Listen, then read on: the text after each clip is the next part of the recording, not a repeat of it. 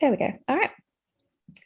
So, hello everyone. My name's Jade Mikowski. I'm from Grassland Social Advocacy, so a QUT student-led digital project advocacy project, equipping people and organizations to tell their stories in a digital age.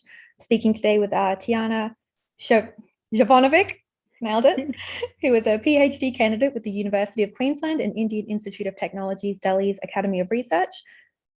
Currently based at UQ School of Communication and Arts, she has an academic background in sociology, philosophy, and a professional background in media and communications for a humanitarian and human rights organization. Prior to starting her PhD mid-2020, Tiana founded the Humanitarian Changemakers Network, a Brisbane-based social enterprise that works with secondary schools and youth groups to catalyze young Australians to engage in the social change space. And utilizing a passion for solutions-focused storytelling for social change, she edits the Changing Times newspaper, published a social change handbook for young people, and hosts the Changemakers Q&A podcast. Tiana currently volunteers with a number of organizations and is a member of the Queensland Red Cross Youth Advisory Committee. So I thought we'll get into a hard one. Tell me about your dog and what is the silliest thing they've ever done? My dog. My dog's name is Rocco, and he is a 7-year-old Jack Russell. I adopted him the start of 2019, I think. I really wanted a Jack Russell, so I hit up all of the pet rescue centres in Southeast Queensland, and I was like, when you get a Jack Russell, please let me know. Like, I really want a Jack Russell. And then I went out and you do like a meet and greet and see if you like vibe with the dog, and he honestly had no interest in me. Oh, really? It had nothing to do with me. Yeah, like there was no connection there, at least on his behalf, but I didn't care. I was like so smitten. I was like, yes, he is the one. What's the silliest thing he's done? Honestly, just yesterday, he jumped up onto someone's bed in my house and got into their leftover KFC and started eating like the KFC like chicken bones, which is obviously not good for a dog to have cooked bones. And then he was like farting really bad. Oh no. I had a Jack Russell growing up. Yep, that sounds like them. Yep. Yeah, he does silly things all the time, but that's the most recent one on my mind because I actually had to kick him out of our room for a while. I was like, I can't handle the smell. No, I've got work to do. And they're like, who did that? It wasn't me, you know. Nah. I love Jack Russells. They're amazing. Yeah, they're like, I love them because they have like the personality of a big dog, but in like a small, compact dog body. Yes, you can pick them up and they're like, please, okay. Yeah. And you're like, no, I must cart you around like a baby. Literally. All right, now onto the real stuff. So do you remember the first moment when you decided to sort of pursue the field of social advocacy, and like what was the driving force behind that moment? I think I do actually. I would have been probably 15 or 16. And at the time I was a youth member with Girl Guides Australia, and I was also a junior leader at the time. And I was working on my Queen's Guide Award, which is kind of like the peak award that you can do within the organisation. There's a lot involved. You do like several hours of community service, leadership training, all of these different things. And one part of it is your focus. And I didn't really know what I wanted my focus to be.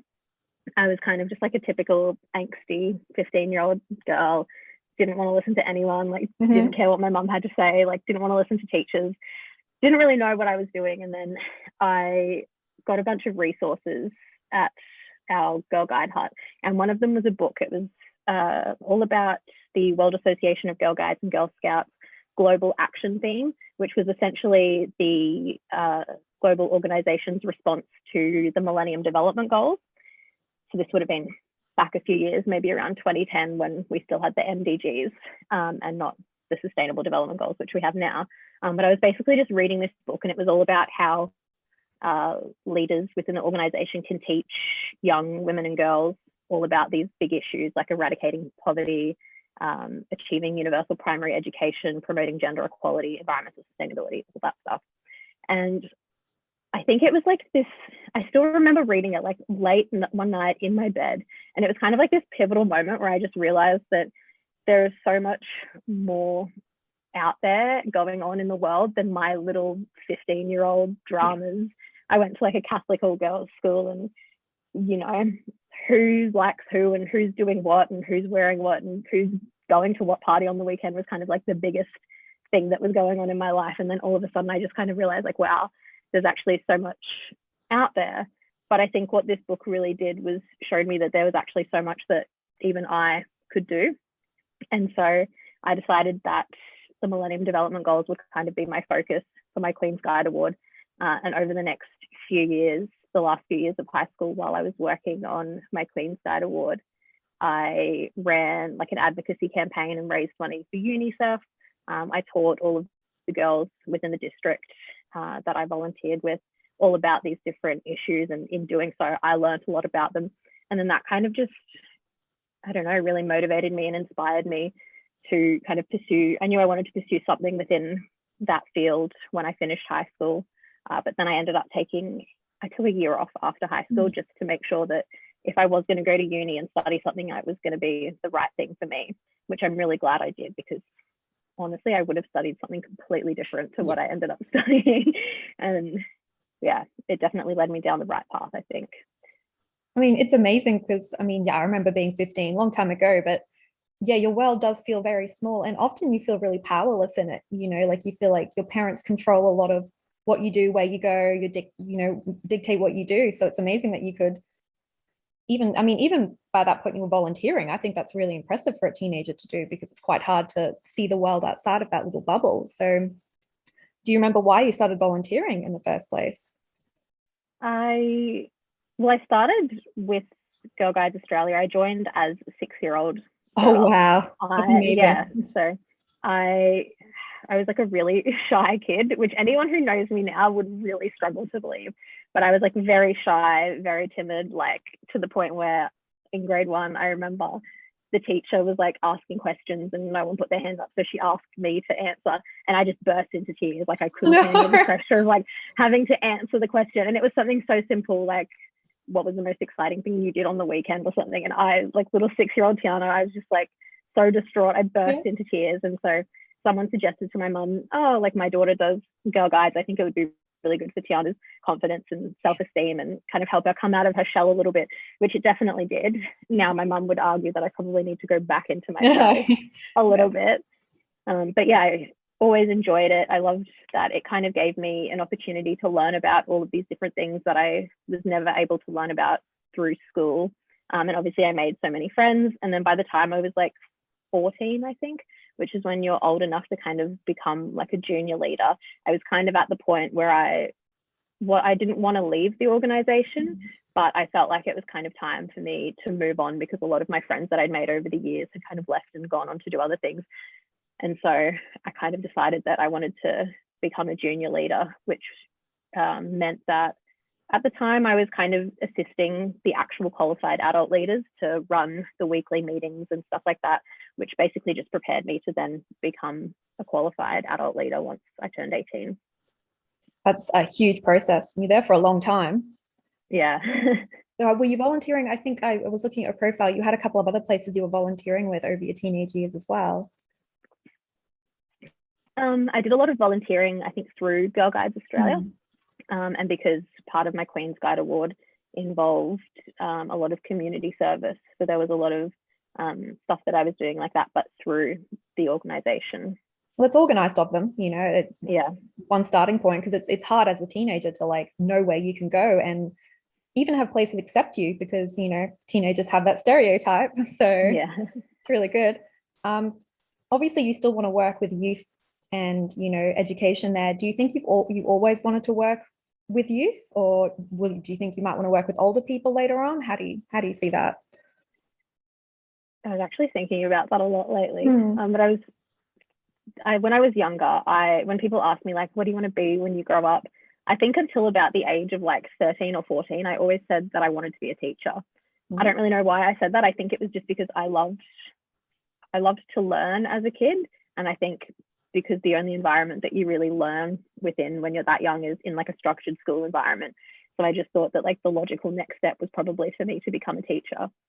And in my own way, I kind of have always kind of been a teacher through a lot of the volunteering and stuff that I've done. It's just been like less formal forms of education. But even when I was like a junior leader with Girl Guides, a lot of the parents who were teachers or were teacher aides would always come up to me and be like, oh, you should really think about becoming a teacher when you finish. We need more teachers like you. You're so passionate, blah, blah, blah, blah. And I remember like feeling so bad when I was like 15 or 16. I was starting to think that I didn't actually want to study teaching and become a teacher, but I wanted to do something else. But yeah, through the work that I do with HCN and some of the other organizations that I've volunteered with, I've always really enjoyed teaching young people through a less formal education format. So teaching them through workshops and kind of fun activities where they don't realize that they're actually learning something because they're enjoying it so much.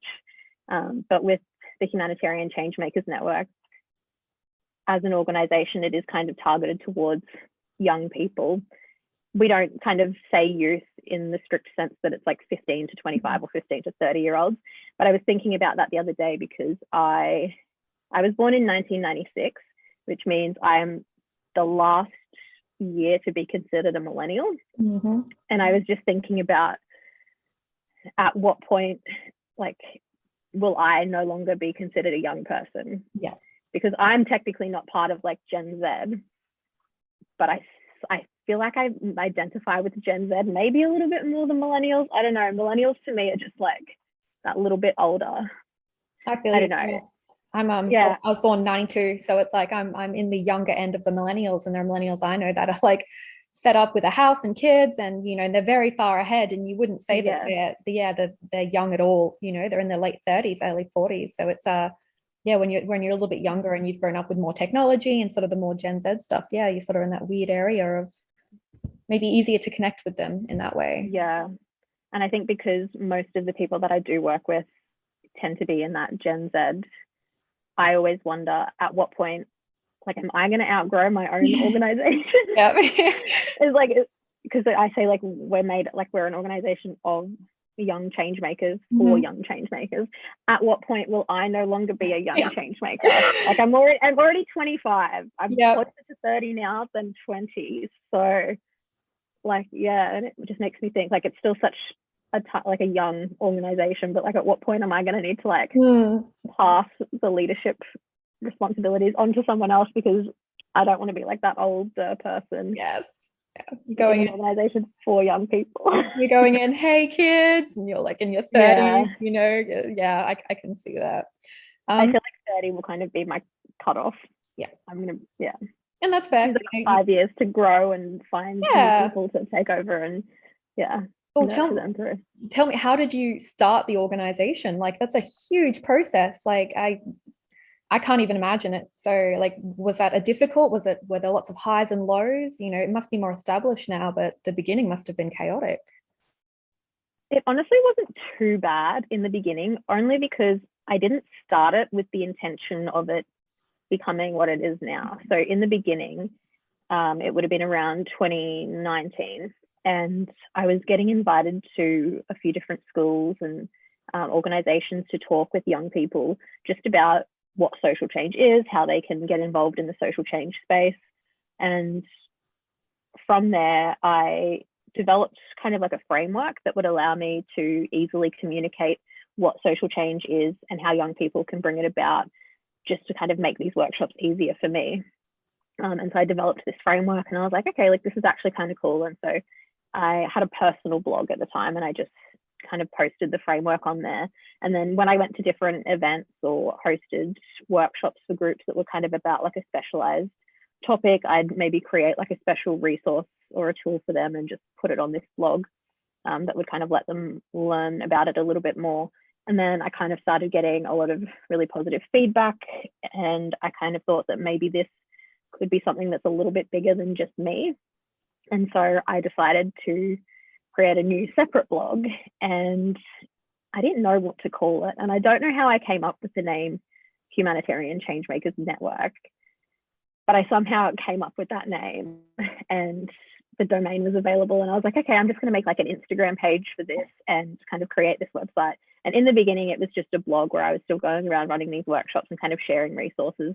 And then the more young people I kind of began to speak to, I kind of noticed what some of the gaps were and some of the things that were kind of stopping them from engaging in the social change space. And for a lot of them, it was kind of this really dismal media landscape that was dominated by fake news and kind of negative stories about all of the problems in the world, and it was leaving them feeling kind of helpless about everything. So I was like, okay, maybe something we need to kind of start doing is just providing some more positive or solution focused news stories. And so now, as we've kind of began to grow, we're switching our focus from just running workshops, which isn't super scalable and also not super good for me when I'm trying to do a PhD as well. Always running these workshops, because it does kind of take a lot to actually organize them, and because every workshop is tailored to the specific group or school or whatever that we work with. So we're kind of now trying to reach a wider audience of young people by diving deep and using our podcast and our news platform to kind of explore potential solutions to different problems, and letting young people know the ways that they can kind of engage in addressing local or global challenges. How, like, I've read your profile, even just you talking out, how do you juggle everything? Because I've been through your Instagram, your YouTube and everything, and it's like, there's so much. When do you sleep? Surprisingly, I actually sleep really well now, and I get a good 7 to 8 hours a night. But it wasn't always like that. And I've definitely had to kind of learn how to overcome the burnout culture that I think is so prevalent in the social change space. I mean, we already kind of live in a culture where burnout is kind of normalized, and there's not really this like culture of care. It's a very like hustle based culture. And I think that's kind of amplified in the world of social change, because there's this extra level of guilt, because a lot of the time it's not about you. It's not about you progressing your career or doing things for yourself. It's about you doing what you think is right, what you're morally compelled to do, or, you know, helping others or serving others. And so you feel guilty when you take a break, or you decide that, you know, you're not going to go to that particular protest because you need to work to pay rent or whatever it might be. And I think it was that kind of guilt that led me to burnout, which would have been around the time I started HCN. And since then, I've really had to learn how to just kind of create a culture of care in my life and balance everything. But with that said, I mean, I do a lot, and I'll be the first to admit that I do a lot and potentially take on too much. But all of the things that I do are things that I genuinely love. And so most of the time, it doesn't feel like work. Like a lot of the volunteering that I do, like, it's just something that I'm really passionate about. And so it doesn't really feel like work to me. Even the stuff I do for HCN most of the time, unless it's like really boring, like admin stuff. You know, like to me, recording a podcast episode and answering young people's questions about particular topics is something that like I genuinely enjoy. And so it doesn't feel like work to me. I think that's the big secret. They always tell us that growing up, find something you love. And it's so rare to find it. Like it's really impressive. Or if people find it, it does take a long time to get that, and then to balance that with your own personal life. And so it's good that you've now found that balance. If you had to give advice to a younger person dealing with burnout in this sort of field, would it just be about creating that culture of care, or is there something more specific you would recommend? I think a big thing for me was the realization that you don't need to justify rest. I always felt like if I was going to take a break, I needed to somehow justify it and say, well, okay, like I've got all of these things ticked off my to-do list today, so now I'm entitled to a break. Or I'd be like, okay, you know, if I take a break now, it means that I'm going to be so much more effective at working tomorrow. When in reality, like, you don't need to justify having rest. It's, you know, we kind of just set these limitations and these standards on ourselves. And once we realize that, you know, there's no one judging us for wanting to watch Netflix in the afternoon instead of, you know, do some volunteer work, then I think it makes it so much easier to just realize that it's okay. And I mean, there are like so many benefits to actually taking care of yourself, but that shouldn't be the reason you do it. That's like you're accountable to yourself. Yeah, that mindset shift for me was kind of like, I think the biggest thing in learning how to just kind of create a culture of care and rest more and not put so much pressure on myself or feel guilty for wanting to prioritize self-care. Yeah, and I think that's not just within the social advocacy field or social change. I think that's a lot of people do that, you know, like, oh, I'll take a minute to myself, but I need to tell everyone why I'm doing it. You know, I don't want to, it's like, yeah, you do. You are accountable to yourself. You can take time to yourself. I think that's really important. you mentioned before about your travel, and I've seen a lot of your travel pics.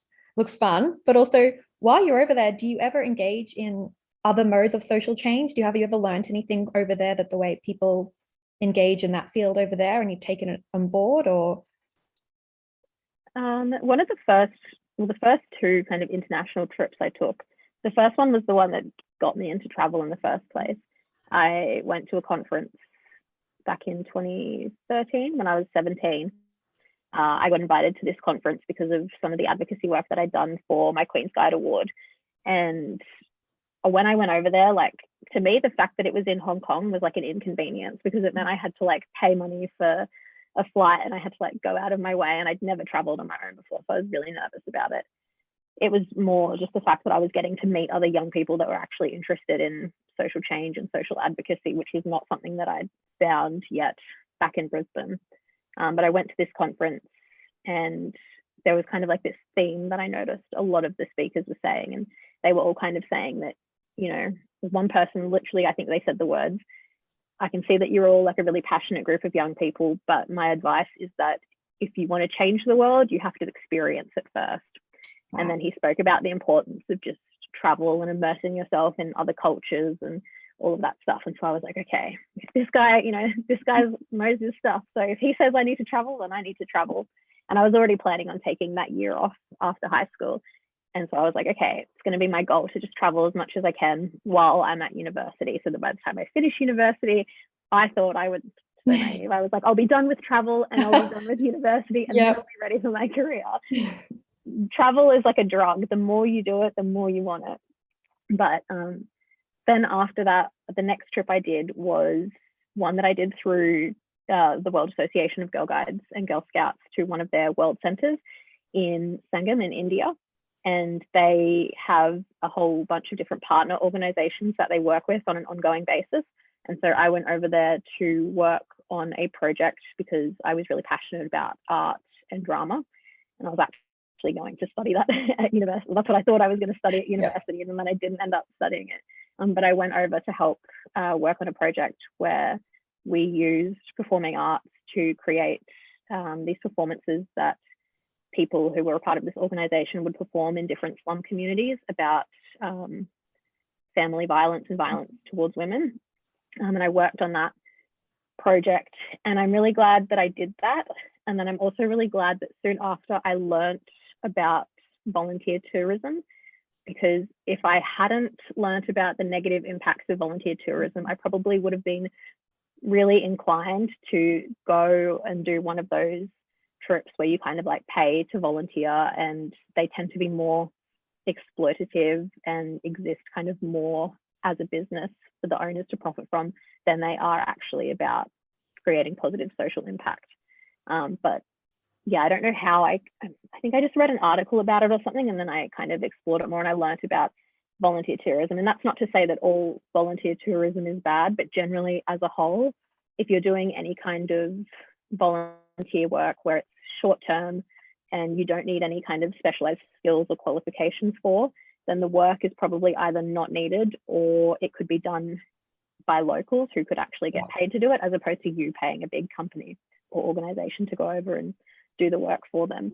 And you hear so many horror stories about like orphan tourism and places where, you know, you go and like build a school, and then a week after you're done, they come and knock it down, and the next group comes in and like, and it's just, it's ridiculous. And I'm also, I think another reason that I didn't do any of that kind of travel was also just because I simply couldn't afford it. Yeah, fair. I was like a, you know, poor 18-year-old, and I just moved out of home, and I was like, okay, how am I going to, you know, pay rent and travel and do all of these things that I want to do? So I mostly just backpacked around. And even now that I'm a little bit older and my budget is not as tight, I still tend to just stay in hostels. I think it's like the best way to meet people. You can meet people from, you know, all over the world, even if you go to like a backpackers hostel in like Adelaide. But I think that's the beauty of it. And just meeting new people and realizing that, you know, people come from all different backgrounds and they have such different views that you might have, and, you know, all of these different things. But I think the one thing that travel taught me is, like, at the end of the day, it doesn't matter how different we are, we're like at our core, we're all kind of the same. I think people, when you strip away all of the negative things, most people are kind people, we're compassionate, we all want the best for our community and whatnot. So I think travel has, definitely taught me a lot of really important lessons. I mean, it must be hard with COVID and everything, being locked down. It's been so hard. I mean, we can go to New Zealand, can't we? Does that count? Yeah, I mean, I think they got rid of the bubble, didn't they? There was the whole travel bubble with New Zealand, but I think I don't know what's happening.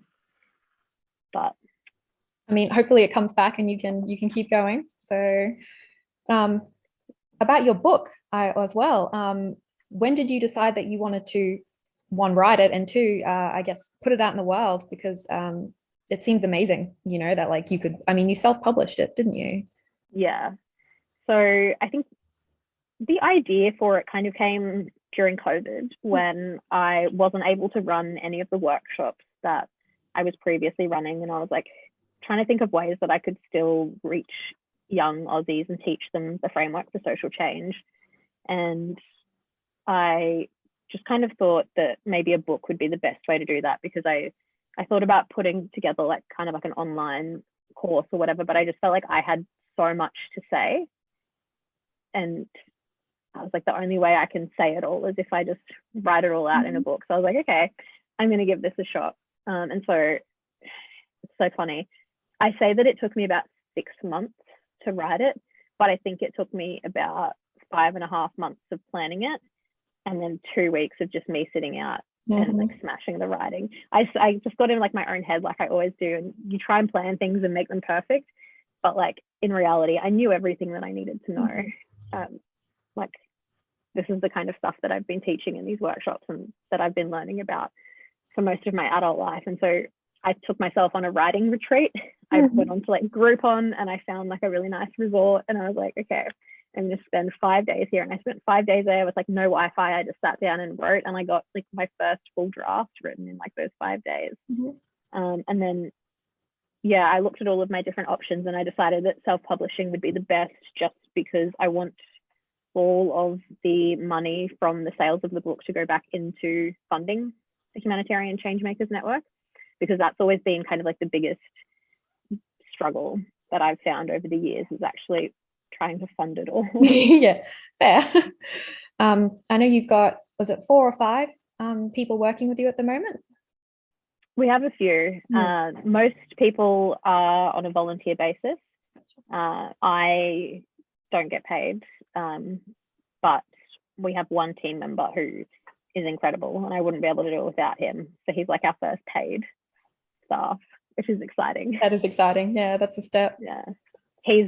I actually met him when I was running a workshop for his school, would have been back in 2019.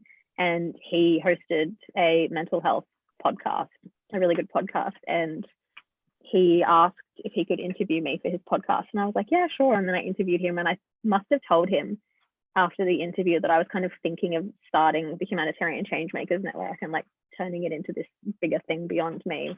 And he was like, yeah, you should do that. Like, that sounds really great. Go for it. And he like fully hypes me up. Aww. And he's literally like been there from the beginning. He was one of my first ever writers. And now he's studying journalism. So he's really good.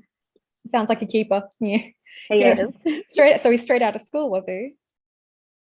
He was still in school when I met him. I think he was year 12. And now he's a journalism student. And even though like once we kind of started getting like recurring revenue, I was like, okay, what am I going to do with this? Like, what's the biggest priority? And for me, like, obviously I've done so much volunteering over the years, but I've also seen that I think like good people doing good work should be financially compensated for it. And something that I've never wanted to do is rely too heavily on people volunteering. And so I was like, it's really important to me to be able to pay him. And so I was like, even if I can barely afford it, I'm going to start paying him. I think that's a big step, and maybe down the line, it'll become more of that. On a not a sadder note, but what do you think is, out of all of this, is sort of the biggest mistake you've ever made? and like, how did you find yourself handling it in looking back in reflection? Biggest mistake I've made. Because even us talking about burnout, obviously that was something that you had to find that balance for. I think perhaps the biggest mistake I've probably made in all aspects of my life or career is probably just overthinking things and thinking that everything needs to be perfectly planned out before you actually start. I think this is something that I'm much better at now, and something that I kind of learned about there's like a book, it's called The Lean Startup Method, and it's mostly for people running businesses or startups, and it's about needing to fail. You obviously need to fail so many times before you find the right idea or the right business. And this book is kind of about testing your idea and failing quickly and doing that over and over again so that you can get to kind of where you need to be faster. And I think that that's applicable for kind of all aspects of social change, and whether it's running a business or running an advocacy or an activism campaign or whatever it might be, even if it's just figuring out what to study or what kind of path you want to go down. The best way to figure it out is to actually engage in things and get hands-on rather than just thinking about them, and figure out what works for you or what doesn't work for you fast, and then move on to the next thing. I think failure is that thing that everyone's really terrified of, that you fail once and that's it, like you can never reapproach something. And that's it's not really a great mindset, going in.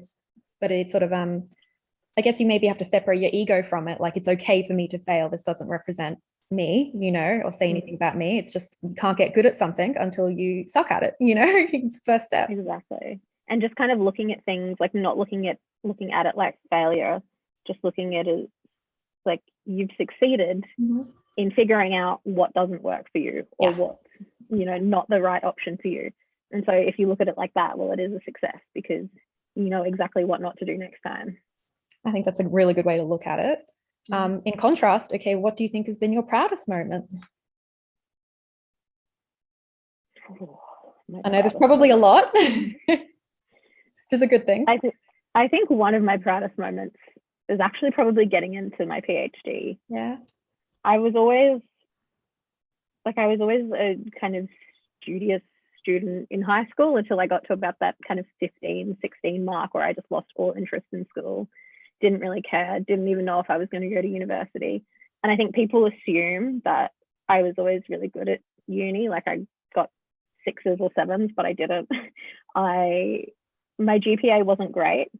And that's partly because I didn't really apply myself to university as well as I could have. I kind of prioritized other things like traveling and doing all of my volunteering and stuff, which I certainly don't regret. But I didn't have the best GPA, and for me to get into an honours program afterwards, I had to go to the head of school. So I did 2 bachelor's degrees. I did a Bachelor of Global Studies and then a Bachelor of Arts in sociology and philosophy. And philosophy was the only thing that I was actually really, really good at. And I'd never got anything less than like a distinction or an assignment or anything in philosophy. So I just went to like the head of philosophy at my university and I said, look, I know my overall GPA is not great, but I'm really good at philosophy. Do you think you'd let me do an honours? And he was like, yeah, of course, like I'll sign off on it. So that's how I got into my honours program in the first place. Like I didn't even have the grades to get into an honours program. And then if I'm being completely honest, 2019, just for me personally, was like a bit of a shit show. Yeah, not a good year for me. So much happened. And at the end of the year, I had like 4 weeks to go and I had like hardly any of my thesis written. And I had to break my lease and like move out and had nowhere to go. Luckily, my grandma was overseas in Serbia, which is where she's from. And so I just like called her up and I was like, can I please stay in your house and just finish my honours thesis and then I'll find somewhere else to live? And she was like, of course. So I went and stayed there and I just, for like 4 weeks straight, just wrote out this thing. I don't know how I did it, but I think I just scraped through with a 2nd class division A, which is like the bare minimum that you can use to get into a PhD program. And honestly, even that surprised me. Like I thought I was going to get like third class honors. I didn't think I was going to do it. I think the only thing that saved me was the fact that because you do a little bit of coursework as well, and I'd done my coursework at the start of the year and I did okay with the coursework. So I just had the grades to get into a PhD program. And I honestly, like I wasn't even going to apply for the one that I'm currently in. I remember looking at it and I was like, that looks amazing, but there's no way that like I'm qualified enough for that. But my friend was like, just do it anyway, like it'll be good practice. And I was like, okay, I'm gonna do it, I'm gonna try.